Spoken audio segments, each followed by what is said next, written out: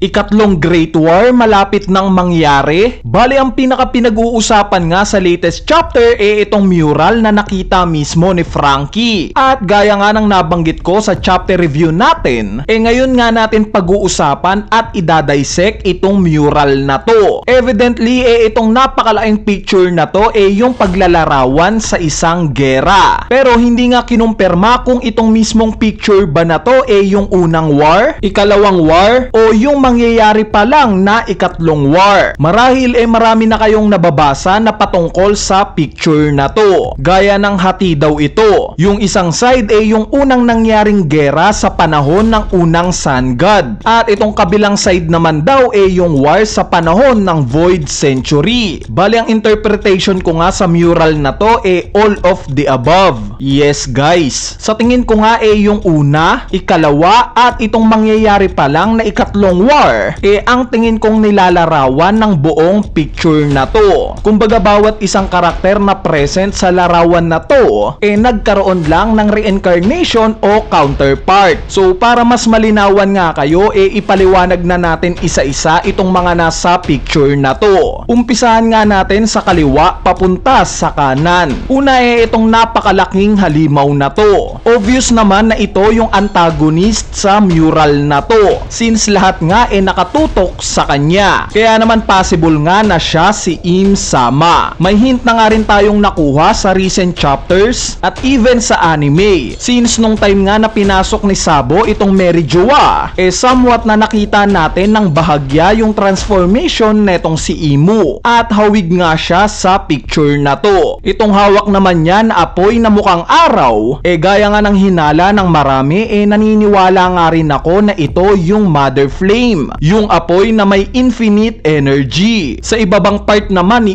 Imu itong mga nagbabangka papunta sa opposite side. So probably ito yung kumakatawan sa mga Gorosei, since nasa side nga sila netong halimaw. Ngayon mapunta naman tayo sa mga characters na papunta naman sa lokasyon netong si Imu. Obviously itong mga karakter naman na to ang kakampi ng Sun God, since yung direction nga nila similar sa Sun God. Speaking of Sun God, siya nga itong nasa gitnang kaharap ni Im Sama. Sa itaas naman niya itong picture ng anghel na may itim na pakpak. So ito nga yung nagre-represent sa mga Lunarian. Katabi naman neto yung larawan ng isang balyena. Probably ang magre-represent naman neto sa Final War itong si Labun kasama na yung iba pang mga balyena. Sa ibaba naman neto yung larawan ng isang giant robot. Syempre alam naman natin na ito si Emmet, yung ancient robot na nakilala natin sa Egghead Island. Sa ibaba naman nito yung picture ng isang ancient giant. Nasabi nga nating isa siyang ancient giant dahil sa sungay at distinguishable na laki niya compare sa iba. At since wala na nga tayong kilala pa na ancient giant na buhay currently, since patay na nga si Ors at wala na nga tayong balita pa kay Ors Jr., mukhang ang magre-represent nga sa lahi nila pagdating ng Final War itong si Loki, since kaka-reveal nga lang na indeed meron nga siyang dugo ng isang ancient giant, at isa pa kamukha nga rin niya itong nasa picture. Sa kanan nga na itong ancient giant itong dalawang bangka na may kanya-kanyang sakay. Sa itaas nga tingin ko na ito yung nagre-represent sa Alabasta, since similar nga yung logo neto sa mismong logo ng Alabasta. Sa ibaba naman syempre yung Wano. Base nga sa picture walang duda na samurai at ninja yung dinidepict dito. Sa kaliwang part naman itong ancient giant makikita natin itong apat na characters. Possible nga na itong apat na to yung Poseidon, Mink, Giants at Dwarfs. Bali self-explanatory naman na sa picture kung bakit sila ang mga ito. At finally yung huling picture nga sa side na to na hindi pa natin natatalakay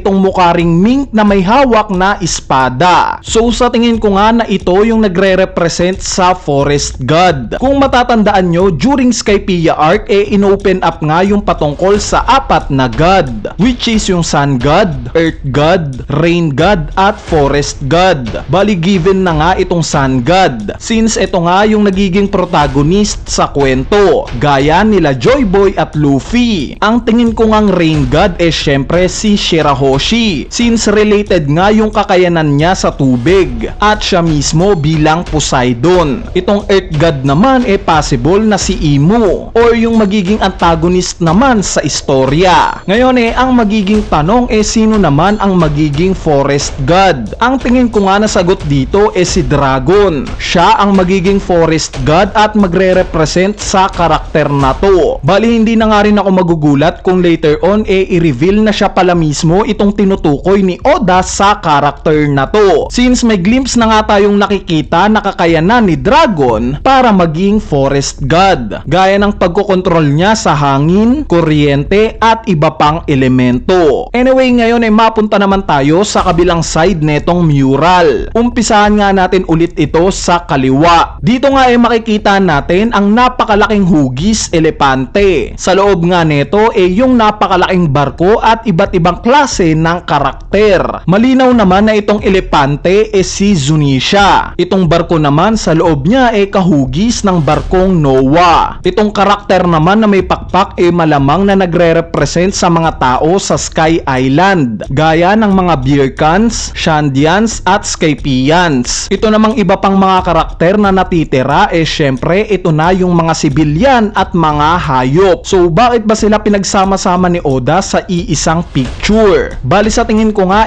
ang gustong iparating dito ni Oda itong mga ito ang magliligtas sa mga tao at hayop once na mag-umpisa na o nag-uumpisa na ang Final War. Kumbaga si Zunisha, yung Noah at itong mga tao sa Sky Island ang pinakaabala sa mga sibilyan at mga normal na hayop na maaaring maapektuhan ng pagtaas ng karagatan o anumang dilubyo na ibabato ni Im-sama once na umatake na siya sa Final War. So bakit itong mga tao na may pakpak? Dahil gawin na lang nating example yung nabanggit ni Vegapunk sa Sea Clouds machine niya. Gusto nga nilang makuha itong makina na to dahil malaki daw ang maitutulong neto sa humanity. Marami daw itong maililigtas na tao. Meaning talagang aangat ang karagatan once na mag-umpisa na ang Final War. Ibig sabihin maraming tao ang malulunod. Kaya naman kailangan nga itong mga taga-Skypiea para tumulong sa paglikas ng mga tao, since nakakalipad nga sila. Mabalik nga sa mural kung mapapansin nyo sa tuktok nga netong elepante merong silhouette ng tao na merong corona. Sa tingin ko nga ito yung nagre-represent sa reyna ng Alabasta. Sila ang mangunguna sa sinasabi kong magliligtas sa mga tao. Pangungunahan neto yung Noah, si Zunisha at yung mga taga-Skypiea na iligtas ang mga sibilyan. Possible nga na itong role na to ang ginampanan ni Nefertari Lily during Void Century, at possible na ito naman yung gagampanang role ni Vivi ngayong Final War, since technically nga dahil sa patay na si King Cobra siya na ngayon ang reyna ng Alabasta. Bali sa itaas na parte naman nitong elepante makikita natin itong barko na lumilipad at parang nagpo-produce nga ito ng kidlat. So may nakita na nga tayong similar sa ganito, at ito nga yung Arc Maxim. Base nga sa kwento currently na si Enel ang may gamit neto, kaya naman possible nga na makikita natin ulit itong si Enel ngayong Final War. Pero ang magiging tanong nga dito ano kaya ang magiging role niya? Kaninong side siya kakampi? Dahil base nga sa mural hindi natin mawari kung inaatake niya ba itong malaking elepante o pinagtatanggol niya ito. At finally sa mural na to yung picture ng dalawang malahalimaw similar sa itsura nitong si Im-sama. So alam ko na marami na kayong nabasa sa iba't ibang page na interpretation sa kung sino ang dalawang to. May mga nagsasabi nga na ito rin daw si Imo, Redline daw ito, or kung ano-ano pa. Pero para sa akin nga ito yung dalawang ancient weapon. Yes guys, dahil kung present nga si Poseidon sa mural na to I'm sure na present din yung dalawa pang ancient weapon. Itong mukhang ibon nga evidently na siya possibly yung Uranus. Alam naman natin na hawak ngayon ito ni Im-sama, since ito nga yung nakita ni Sabo na bumura sa Lulusha Kingdom. Base nga sa picture na to parang inaatake ng Uranus itong isa pang malaking halimaw. Sa tingin ko nga na ito naman yung Pluto. Pluton. Itong picture nga na parang mechanical building ang tingin kong nagre-represent sa Pluton. Dahil yes, although sinasabi nga na isa daw barko ang Pluton, anything is possible pa rin naman. Dahil malay ba natin kung yung barko meron palang devil fruit, gaya na lang sa espada ni Shamrock, diba? Sa tingin ko nga kaya naglalaban itong dalawang ancient weapon sa mural dahil sa meant to be talagang makukuha ng kasamaan ang Uranus. At ito yung weapon na gagamitin para umangat ang karagatan at palubugin ang mundo. At ang makakapigil nga lang dito possibly na itong Pluton. Anyway, nabanggit ko nga sa pag-uumpisa ng video na to na sa tingin ko itong buong mural ang representation ng tatlong war. At hindi ito hinati-hati lang dahil na rin sa idea ng reincarnation o yung pag-akay ng will ng isang karakter.